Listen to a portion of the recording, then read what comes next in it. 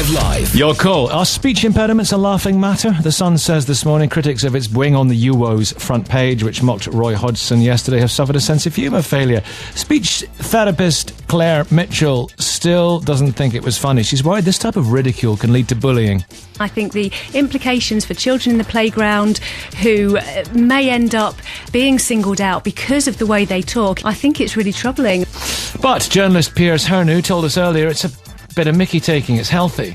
It is part and part of the rough and tumble of growing up, that you have to sort of learn to develop something of a skin, because it prepares you for real life where, you know, not everybody is quite charming to each other on a daily basis. Is it okay to tease people about their lisp, stutter, the way they pronounce their R's, or is it just not funny? Are speech impediments a laughing matter? Tell us.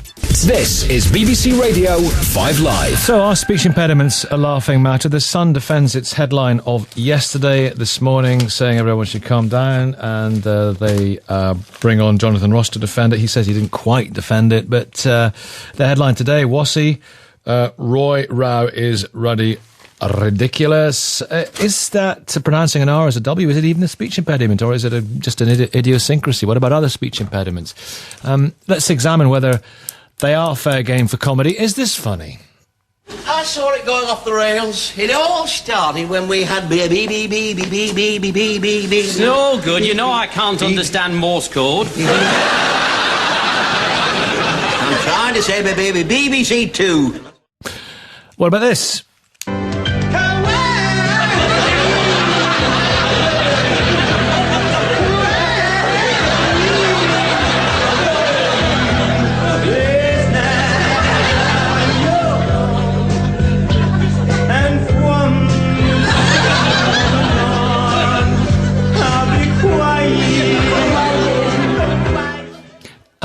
Only Fools and Horses. What about this? People of Jerusalem, Rome is your friend.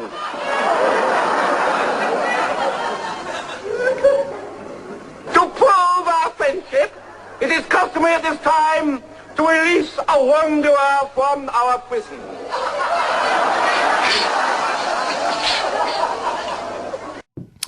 Tony Jameson's a comedian. We've got Lise Geddes as well. Great to have Lise back on the programme, chair of the British Stammering Association. Morning, Lise. Morning, Tony. We've got Gemma on the phone. Tony, are we getting our knickers in a twist unnecessarily here?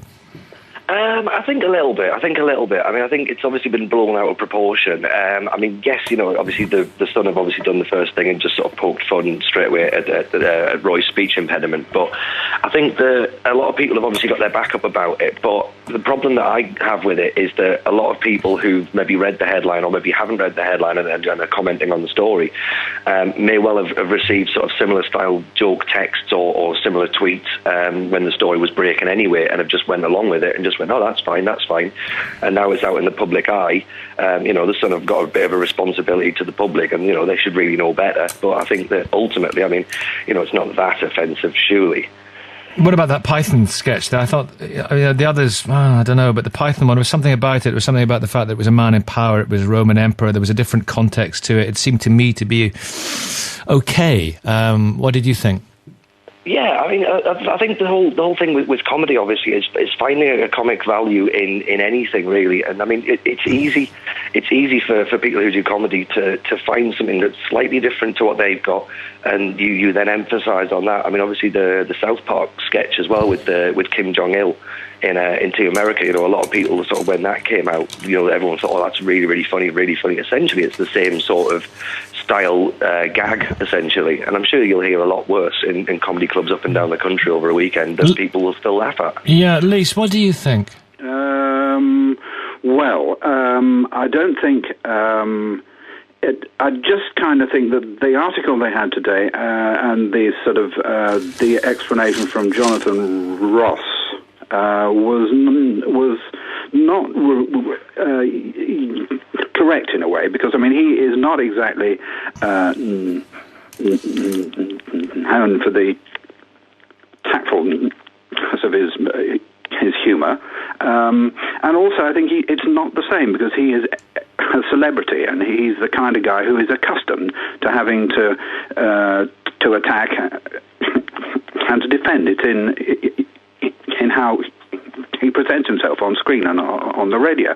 And that is completely unlike a small child who is completely defenseless, and the important thing about it is that if you do have that kind of speech, then you are not inclined to argue. So if somebody accuses you of a thing and they put you down, it's very hard to fight back. At least when you appeared before on this programme, we got lots of callers from people with stammers. It was an amazing hour, and I think you felt it did a lot of good as well. But would you classify somebody pronouncing their R's as W's as a speech impediment? Would you is it the same thing? It isn't an impediment. It all depends. Your understanding of the word. It isn't actually holding you up or anything. So in the travelling sort of sense, it isn't an impediment. It isn't extra baggage, if you know what I mean. Yeah. Or perhaps it is, but then there are about, I think there's something like 4.2 or 4.5 million people who have some kind of problem with their speech, and that will stretch from they can't pronounce their R's through to sort of Stephen Hawking, who isn't able to talk at all. And within that group, within that massive span of people, you will have people who have a stammer, some of whom are hardly held up at all, and you have others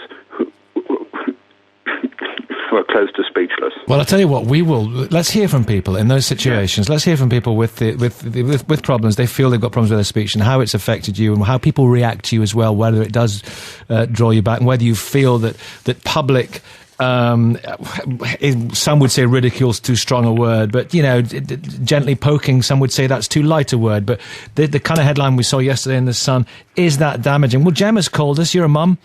Hi, Nicky. Hi, Gemma. Yeah, I'm a mother of two young people with speech impairments, and they have what's known as verbal dyspraxia, which means they might miss off the beginnings of words or the ends of words. And yeah, okay, some people might think it's funny, an easy target, speech impairments, but it's not, because communication affects you in every sphere of life, social, education, work, whatever. And certainly my daughter, I think, has had problems because of her speech. She's been bullied because she's misinterpreted people because she can't fight back and explain what she means, so people make fun of what she says. And I've seen that, they've been reluctant to say things because they don't want to appear to be thick or stupid, because when people have a speech impairment, and you're talking about 1 in 10 children who've got a speech impairment, that's a heck of a lot of children out there who need help with speech impairments. Yes, it's okay. Some things you probably can have develop a hard skin about, but when you've got a speech impairment, which you're going to use every day in every situation, it's a bit difficult to do that, because you don't know who you're going to be facing. If someone's got, we shouldn't make fun of people with their because of their skin colour or their religion. So why should we have to pick on people who've got a disability? No, there's a huge debate as to whether we should be able to make fun of people because of their religion, because people think we should be able to make fun of religion, but that's another debate. It's all fascinating. Would you rather we said impairment? Maybe we've been saying impediment wrongly. Is impairment better? I think impairment's better, because I don't know what Len thinks, but I would think impairment is better because it covers... I prefer it. Least you prefer impairment, yeah? I prefer it, yes. Impediment's a heavy word. Yeah, fair enough, point taken. Yeah. Some texters are saying that as well. Our apologies for that. Alan. No, it's all right. Alan, good morning. Good morning. In Belfast. Yeah, the Sun headline, was that all right? Well, I don't think it was. I don't normally buy the Sun or read the Sun, but, following the discussion from yesterday onwards, I did. And I think in the article it mentioned that Roy Hodgson was affectionately known as Roy. I'm a football fan, have been for years and years, and obviously Roy Hodgson's been around for a long time. And I've come across him, in different guises with different clubs and different teams and whatever. And I have never, ever heard him called or referred to as Roy. And I don't know who would call him that, or who does call him that. And I think the Sun have used that to try and justify, an article and a headline that was in particularly bad taste, and in some way, the subtext to me is, the FA didn't appoint the right man, and this is the start of what will ultimately end up with the Graham Taylor scenario with the turnip head. Well, it won't now. That sort of stuff. I'm sure it won't now because of maybe it won't. But who knows? I mean, you would have said on Sunday night they wouldn't have printed a headline like they did yesterday, but they did. But for some people, it's just not. What did you think, Tony Jameson, actually of that headline yesterday? Again, I mean, I agree with your callers and your correspondents. I do think that it's lazy journalism, in my opinion. I think obviously the Sun try and portray themselves, and I'm not a Sun reader either. They try and portray themselves as very millions of people are. So let's hear from someone who thinks that the wing on the Euros, is that offensive? Yes. Can I just say, Tony, is that offensive?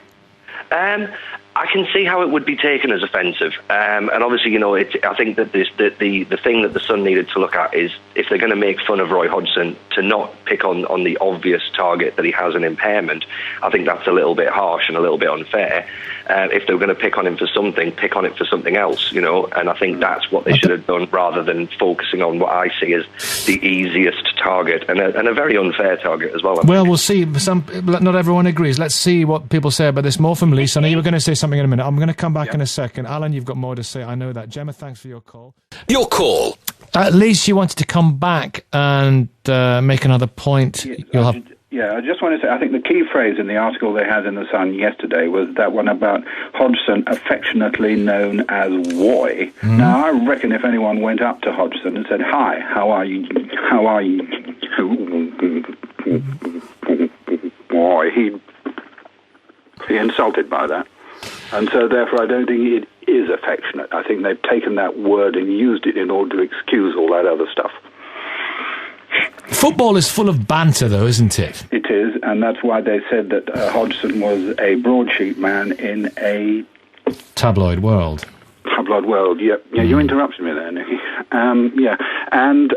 Yes, but it is. But then what has happened here, I think the majority of that article has been written by the guy who does their sport, right? But the stuff on the front page has been written for a broader audience. And therefore, it's not only aiming at the people who are into football, it's aiming at a larger audience. But anyway, there's been fantastic hoo-ha about, is there too much, are things being said on the terraces or even in the seats that oughtn't to be said? And so I don't think you can accept that it happens on the terraces and hence it's okay to have it on your front page. That ain't the same thing. Even if it is supposedly a family game, Family game, Yeah. William's in Bridgend. Dr. David Ward's there as well in Berkshire. Hello, William. How are you doing? I'm doing good. How are you doing? Very well, thank you. David Ward, Dr. David Ward, speech-language therapist, has called us. Hello, David, if I may call you that. Good morning. You may indeed. Hi, Nicky. William, your point. My point is that if it's funny, it's funny. The Dowboy thing with the quiet was funny. It was hilarious. And if it's funny, it's funny. I'm an old ugly git, right? If people want to laugh about that, that's fine. There's not enough laughter in the world as it is. Everybody's so serious about things. Lighten up. It's funny. What is funny is funny. It's like the Jewish guy in the synagogue throwing the collection up into the air. What stays up is his, what comes down is mine. It is funny. Irrespective of what goes on, it's funny. It's not funny, though. It is funny. It's hilarious. If for 1 hour every day you had a stammer and you could not speak fluently, express yourself or assert yourself, you would change your mind very quickly. I don't think I would. Well, we don't know. It's hypothetical, I grant you. What is funny is funny. It doesn't matter what it is. If it's funny, it's funny. But the point is, it isn't here, though. It isn't a joke here. It isn't a good joke. If it had been a good joke, I'd be laughing. I'm a human being as well. I understand that. We laugh about having a stammer if the joke's a good one. But this is a bad joke. Well, it's not a bad joke. It's just funny.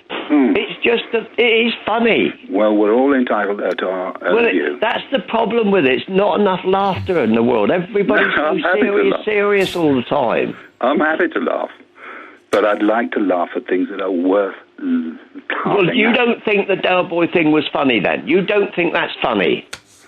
You have no sense of humour. If you don't think that's funny, you don't have a sense of humour. No, I haven't argued over that at all. Well, was that the quieing? Was that the karaoke? Was that singing quieing? Was that the thing? Yes, in that context, that is funny. Well, you see, that depends from your viewpoint, because if you cannot speak like everyone else, then what you tend to see, that when you see on TV programmes, things on the radio, what the scriptwriter has done, he has decided to give the person who is doing that part a stammer or whatever it is, or a lisp, in order to bring them down slightly, to diminish them. Well, and no, that's exactly what... If you want to go along with that philosophy, that's fine, but it's not really the case. He's creating something that is funny. What about the Python thing, Lise, then? Bringing down somebody who is not weak, but is strong, and is the Emperor of Rome. Well, I don't know. That's extremely hard, because I'm afraid to say, I had a smile on the edge of my lips. So did I. Because it's that English, or thing you kind of have. There's a person behaving in a very smart way indeed, and he's flawed. Say, we'll have a laugh at him, okay? And it's a cruel thing. But it's attacking the mighty. It's attacking the powerful. It's bringing them down. Yeah. Yes. Dr. Ward. Sorry, Liz. Dr. Ward. I introduced him. He hasn't come in. I'm sure you've got plenty to say. Well, basically I can identify, not that I have a stammer, but I do have a clutter, which is kind of related to a stammer. What's that then? What's a clutter? It's something I'm trying hard to control right now. It's a speech impediment related to very fast speech rate, overly rapid speech rate, words which are jumbled together sometimes. But really, I didn't want to kind of go off too much at a tangent on that. But just to say, I can certainly identify. I see a lot of people in my clinics, people who have stammers. It's my primary focus, in fact. So I can very much identify with what the person who stammered was saying just a second ago. And I'm sorry, I missed the beginning of the conversation, so I wasn't sure who that person was. But my point really was. There's a slight difference. The difference between the sounds that Jonathan Ross makes when he produces an R and the sound that Roy Hodgson makes when he does his R sounds. So for Jonathan Ross, it's the two lips are kind of doing the work there. So it is more like a W, as people are kind of pointing out. When Roy Hodgson does it, it's the lip and the teeth that come together or are approximated. And you might think, well, hang on, does this really matter? It might be a point of significance simply because what Roy Hodgson does is actually a natural dialectal variant in some accents of English. So, for example, in East End accents, listen to East Enders, many of the actors and many people, obviously from the East End as well, real people, real speakers of that accent, will use their R sound. So for those people, it's not an impediment at all. It's just the natural way of speaking. I know a number of people also who have the so-called labiodental R, which is what Roy Hodgson has, labial as in lip and dental as in teeth. And for many of those, it's not a problem at all. For some it is, there's no question. And I know some kids who've grown up with that R and have been teased and have felt kind of sort of damaged by that. I do think, though, that from the NHS perspective, it's different to a stammer in that stammering is taken very, very seriously by the NHS, and there's very good success rates for treatment of stammering if it can be caught early enough. Yep. And there's plenty that can be done even later in life as well. But with R variant sounds, they tend to kind of go right to the back of the queue when it comes to NHS caseloads, simply because the pressure is on us so much to treat disorders which may be more lasting and more damaging. And plenty of people have deviant R sounds when they start off speaking, and kids often grow out of it, and sometimes they need some help with speech and language therapy. But I think it's a slightly different issue to a stammer, which I think can definitely be regarded as an impediment. Though and Lise is with us, of course. And Lise, I feel terrible about something from a couple of minutes ago when you said, I really do feel bad about it, because it's the classic thing that is really terrible to do, and someone's got a stammer, and you said... you were describing Roy Hodgson as a broadsheet man, and I went in a tabloid world. But I would have. The thing is, I do feel bad, but I would have done that if anyone had said that. I would have. I was kind of joining in with you. I understand, because I understand how it is for you and how you have to hurry everything. When I wasn't hurrying you on, even I was joining in with you to sort of acknowledge the quote. A kind of empathy. I know that. Yes, I know. But it's interesting, though, because there is a temptation to do that. I mean, there's the same thing. If you see a person who is blind and they're hoping to cross the road, you help them across, or you feel you should do. But when a person is stammering, you think you help them by standing in the world, and they're often angry about that, saying, "No, I'm going to complete this thing. Will you clear off, please?" But I wasn't thinking about that. I was thinking about if anyone had said it, if Henry Winter had come on and said it, the man who coined the phrase originally, he said, if he had said he's a broadsheet man, I would have gone in a tabloid world. So it was actually, I'm sorry. It was a cheap opportunity I took there. Not at all, Lise. But it's fascinating. It's interesting. We need to. What is that? William back? Yeah. The point is, it's still funny. What's funny? Hello.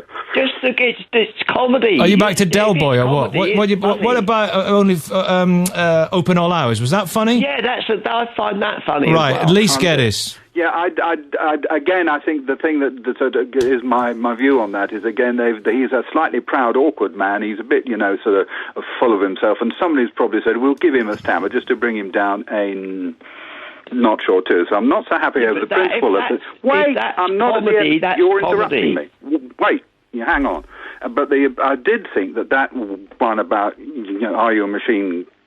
Kind of, I don't understand Morse code was good joke, though.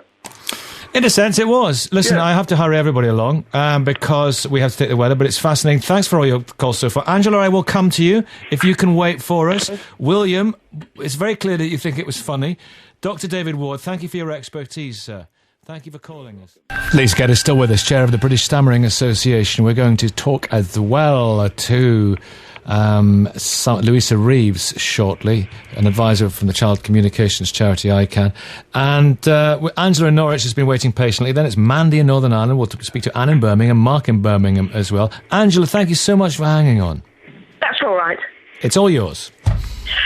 My son has a speech impediment similar to a previous caller you had, whose daughter has a similar problem, a stammer combined with quite rapid speech.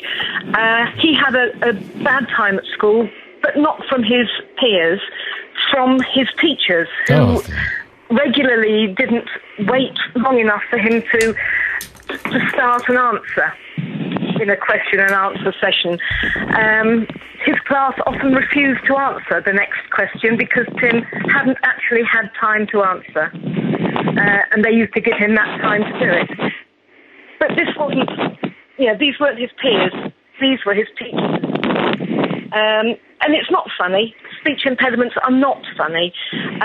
They might be used to bring people down slightly, but that's not funny either. I'm a redhead, and if some brainless person likes to make a joke of that, I can cope with it. But when you're a child, you cannot cope. It goes internally, and you begin to feel that you're not worthy of anything because as soon as you open your mouth, you struggle. And, the best of us can laugh at programs. He laughs at Monty Python. But it's not funny when it continually happens to you.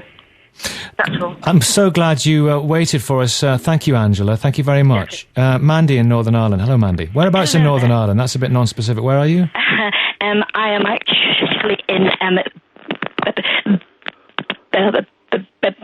Belfast. Belfast. Great stuff. What would you like to say? Just basically that these things can be hilarious. Everybody thinks it's so funny, but it's only really, really funny when it isn't you or any of your family or your sister, your brother. But if it is you, suddenly you kind of think, actually, that's not hilarious, because you've maybe watched a person that you love or you care about struggle for a lifetime with, something like this. And it is really, literally only funny when it isn't you. And that other man that was on, and he was saying, oh, it's hilarious, it's funny. Like I say, he doesn't have to struggle with it. He hasn't had to. And whenever I was younger, now I wasn't too bad. I had a very good group of pals, and my school was very good. But I was lucky. I was one of the very, very, very few who were able to actually grow up quite happily, quite normally, and it didn't hurt me quite as much as it has done. Because it does, for people who have had to grow up with abuse, with a bit of, teasing and all that there, it can become a huge issue in your own head.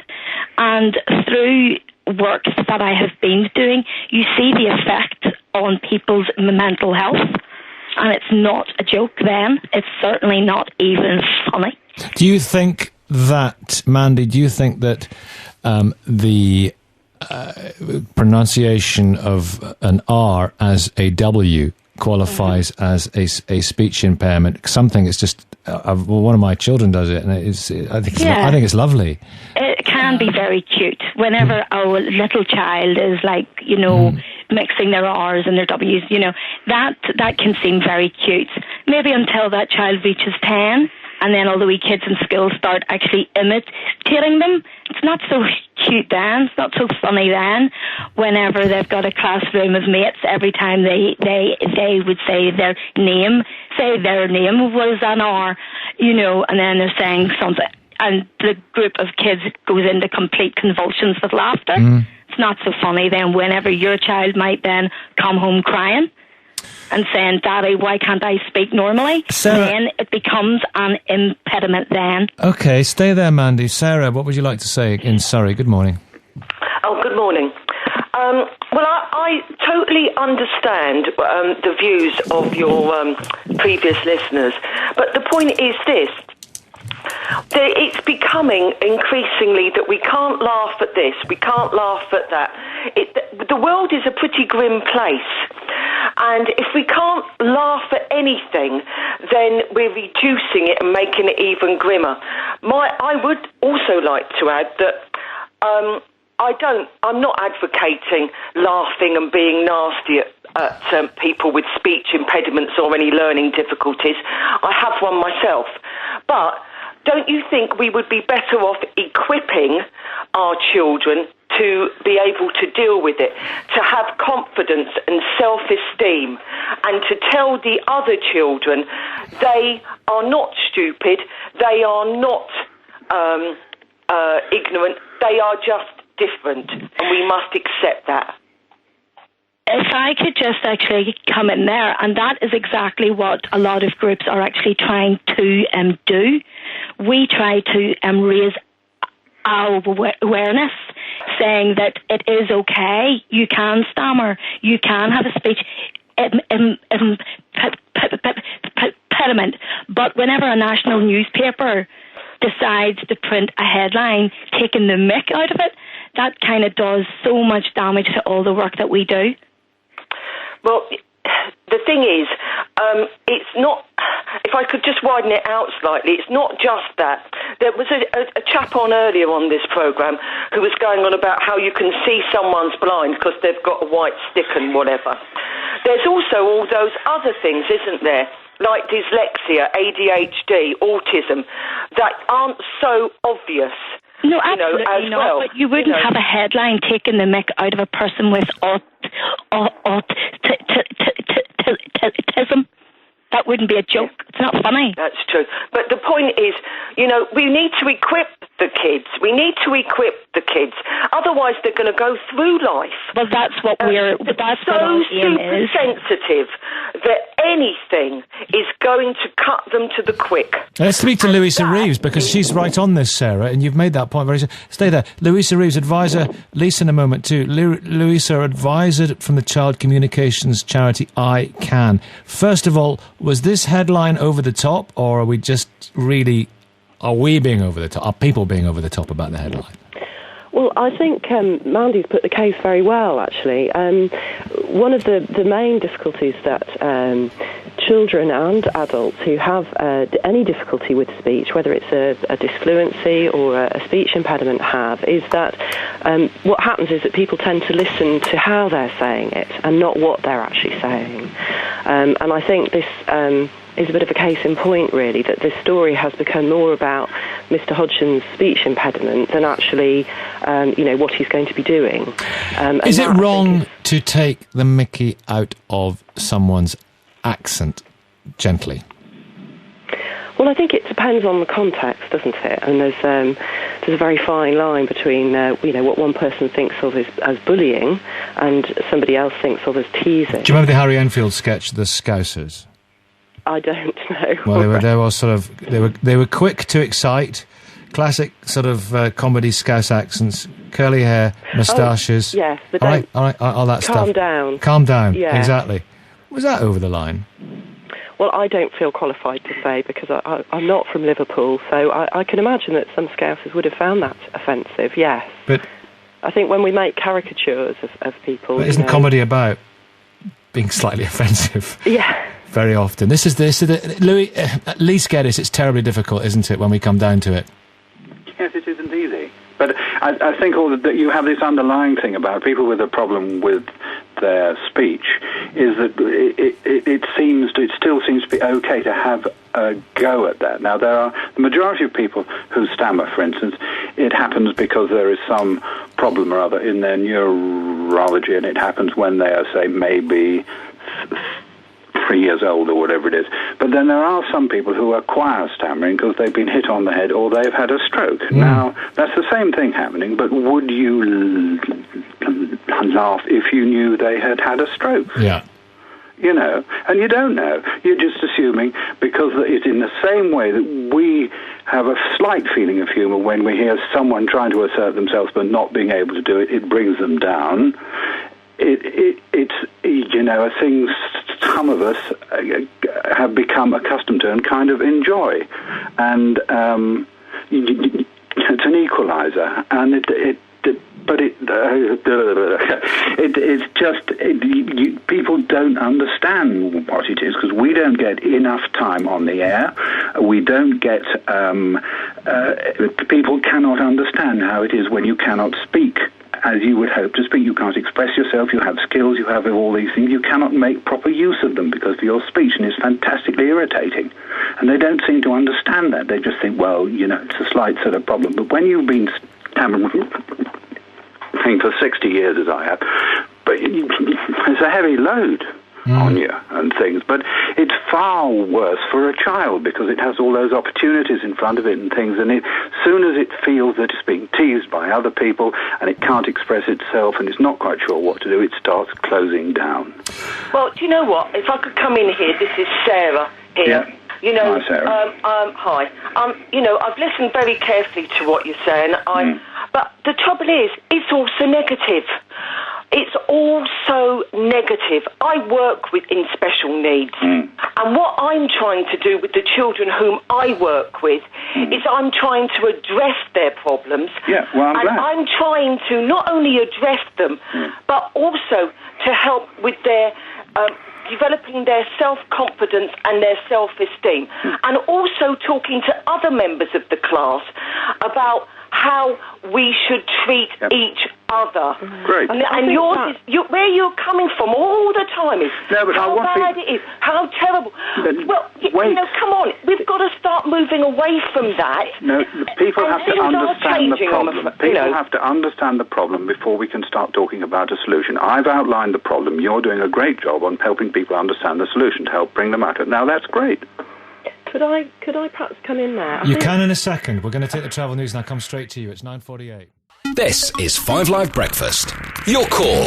Coming up, Mark in Edinburgh, Mark in Birmingham, and Craig in Oxfordshire. Louisa, sorry, I had to update people on the travel. What did you want to say? Yes, well, I thought that Sarah had a very good point about how important it is to build up children's confidence and their ability to see themselves as good communicators, whatever their communication difficulty may be. And I think somebody like Roy Hodgson is a great example of how successful you can be. I know he has a very mild speech difficulty, but I think, he's been very successful in his chosen career, and he would be a good role model to hold up for children. But if they see him then being ridiculed for his speech difficulty, then, that rather undermines that good work on having positive role models. Craig, hi. Nicky, hi, good morning. Morning to you. Yeah, Nicky, I'd just like to say that, I'm getting a wee bit hacked off about these whinging, whining people who think that because they have a slight impairment that's the end of their world, just man up and get on with it, because there are a lot worse things in life. Unfortunately, kids are cruel, and if you have a stammer or a stutter, they will magnify the fact. Now, I at 16 years old, I'm 5'2", and I joined the army, so you can imagine the ribbing I took.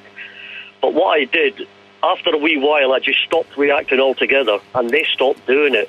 That's the way. Just get used to it. There are more important things in life to worry about. I'm sick of being told what I can laugh at and what I can't laugh at. The humour is subjective. And if I find a ginger joke funny, I will laugh at it. Simple. As I say, I will underline and emphasise, man up and get used to it. There are far more important things to worry about. Anyone? Lise? Hi, it's... is that Mark? It's Mark in Edinburgh. Yeah, go on, Mark, you respond to that. Yeah. Craig's made... Craig, former soldier. Hi. Yeah. I actually just wanted to make a point about something that I was hearing earlier. What about that point? I'm interested in that point. There are more important things in life, and it's a question of toughening up.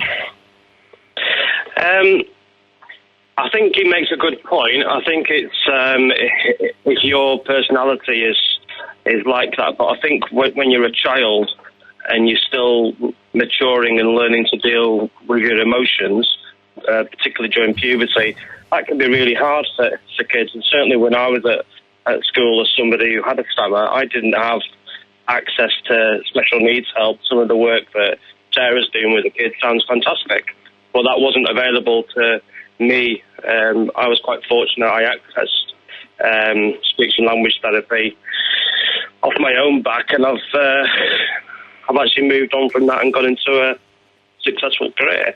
Well, I actually just wanted to make the point about the fictional, about people laughing at fictional characters, and is that okay or is that not okay? Yeah. Because I actually think it's okay to laugh at fictional characters. It's a very human thing to laugh at other people's misfortune. But the difference is that when we come face to face with other people's misfortunes, people want to help. But those who don't want to help and take advantage of that, those are the people that we call bullies. And I think the Sun's coverage of that yesterday, it made it seem okay to then have a pop at that. I'm quite sure Roy Hodgson, if you met him in the street, would not want to be addressed as Roy. On that humour front, on the humour front, I want to pick that up with Lisa in a minute, but first of all, thank you so much, Mark. First of all, let me just tell you there's been serious flooding across Suffolk this morning. Specialist water rescue teams have been called. I just wonder, Lee Skedis, when we start telling people what whoever said just a few minutes ago, it's Craig actually, humour is subjective. There's a huge danger in telling people what they can and can't laugh at, isn't there? Mm-hmm.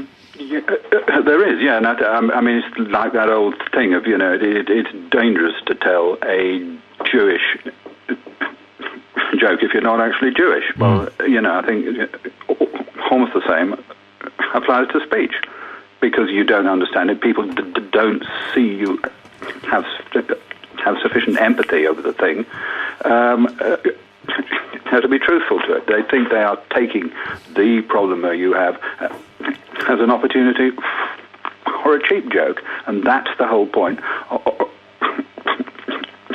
Phone in today is to discuss the Hodgson thing, and is it humorous to do that or not? And it isn't, I think.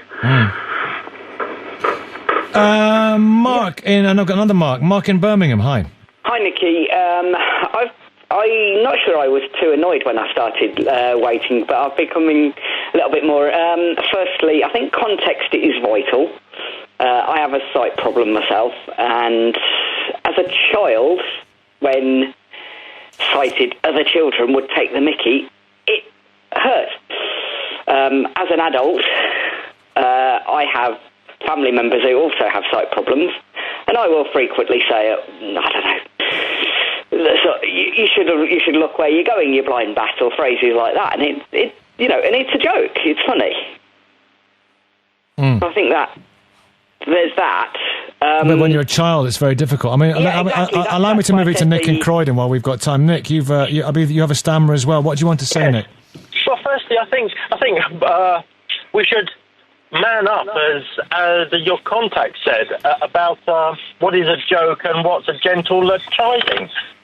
The difference between what is a gentle tease and what is cruel unpleasantness is huge. And people with, I don't know, stammer's my experience, you need to learn to split the two and treat them differently. How easy is it to differentiate, though? Because does one not sometimes lead to the other when people get false signals? Oh, I can laugh at that, It's the people saying it, the way they say it, the way they do it, their tone, their mannerism. I can't imagine that someone as successful as Roy Hodgson is would honestly take that seriously. And I mean, quite why we are taking it seriously on Roy's behalf is actually beyond me. We're not all victims. I've got a stammer. It is a fact of life. I've got to get on with it and not be a victim and upset when someone points out I've got a stammer. Are you old enough to remember the Open All Hours Ronnie Barker? Yes, I do. Yeah? Yes, I do. He very rarely in that joked about the stammer, but did once, as I recall. I'm not an expert on that programme, but the stammer wasn't the joke.